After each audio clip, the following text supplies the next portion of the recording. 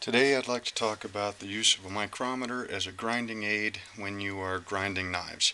Um, about 6 months ago I was having a problem getting my knives, the different classes of knives, to the right thicknesses. Before that I'd been grinding by eye. I think what had happened was that morning I had been grinding a couple of choppers, and then in the afternoon I went to grind some kitchen knives. Now those kitchen knives were looking an awful lot thinner than what they really were. That's when I decided to use a micrometer as an indicator of where I was actually going with my grinding. I've fallen in love with using a micrometer while I'm grinding. In fact, this one right here is my favorite. It stays either in my pocket or on a table right next to my grinder every time I step up to the grinder. Uh, the micrometer, it will let you know the exact thickness of your grinds very consistently. So it cancels out the whole, today I'm grinding kitchen knives, they look thin enough. Yesterday I was grinding choppers, they looked thick enough at that point. With a micrometer and a logbook, you can develop a range of thicknesses and thinnesses for each class of knives based on actual measurements, performance testing, and customer feedback.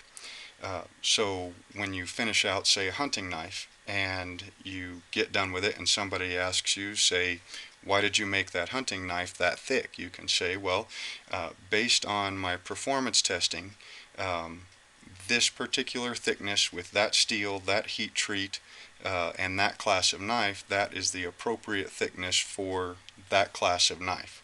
You're not just guessing, saying, oh, well, yeah, that looks thin enough, that looks thick enough.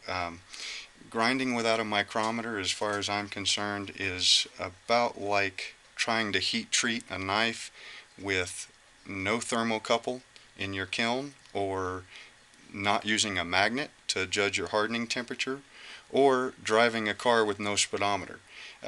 You kind of know what you're doing, but you're not really sure. The micrometer gives you an absolute measurement that lets you know what you're doing. There's a couple of different ways I like to use a micrometer when I'm grinding a knife. I've got one here that's got in red magic marker the places that I like to take measurements on, say, a hunting knife. I like to take the measurement at the spine, about where the shoulder of the edge will end up.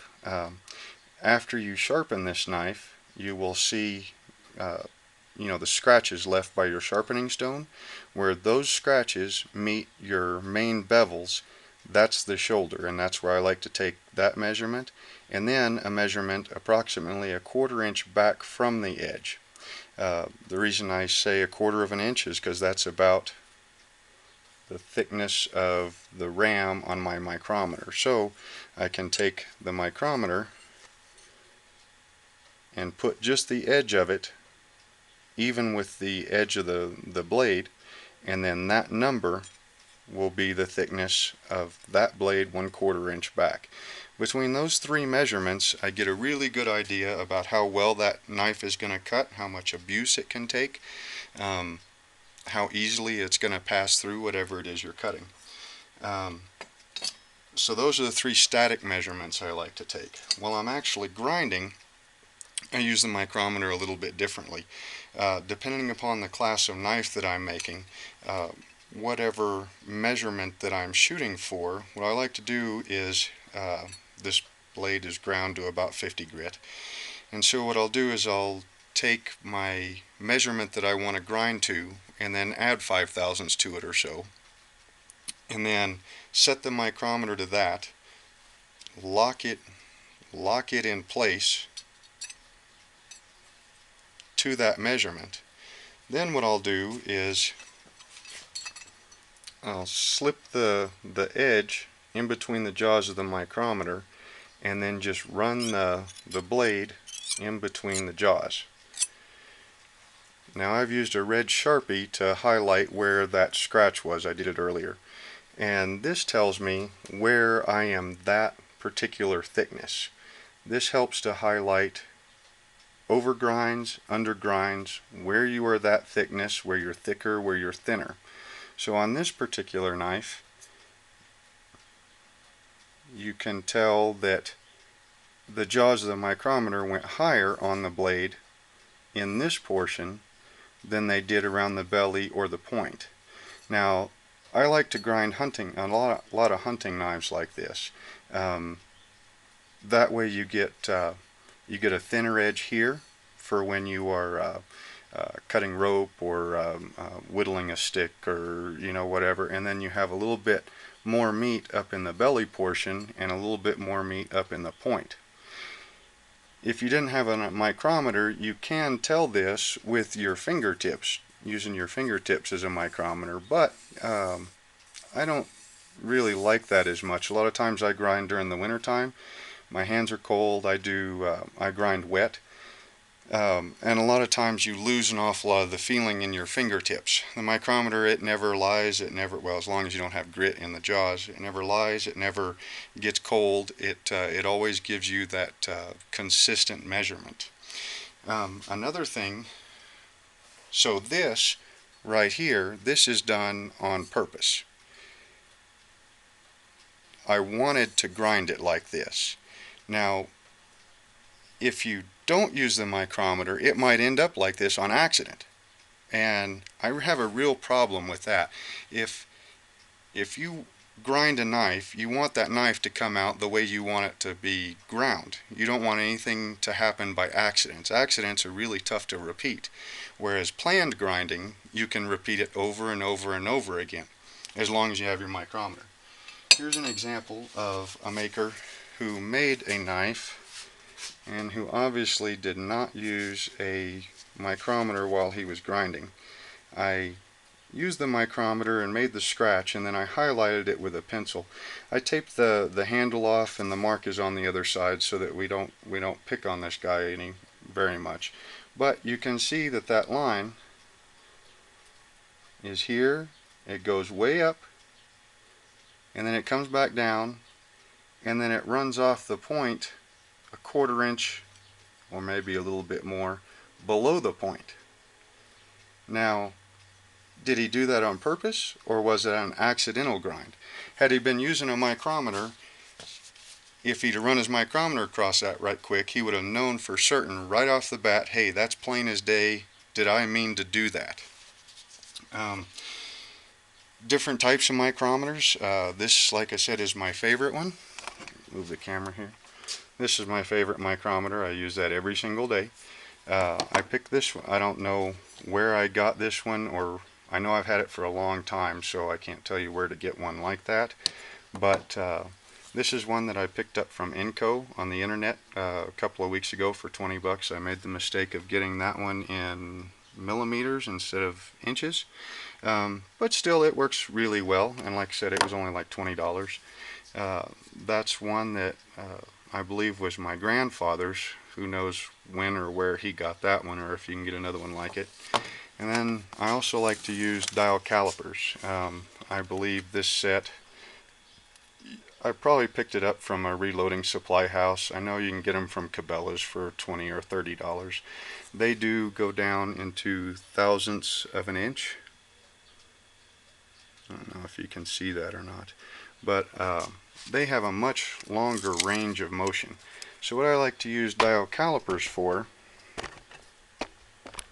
is for setting up the tang on a hidden tang knife to be able to fit my guard up properly.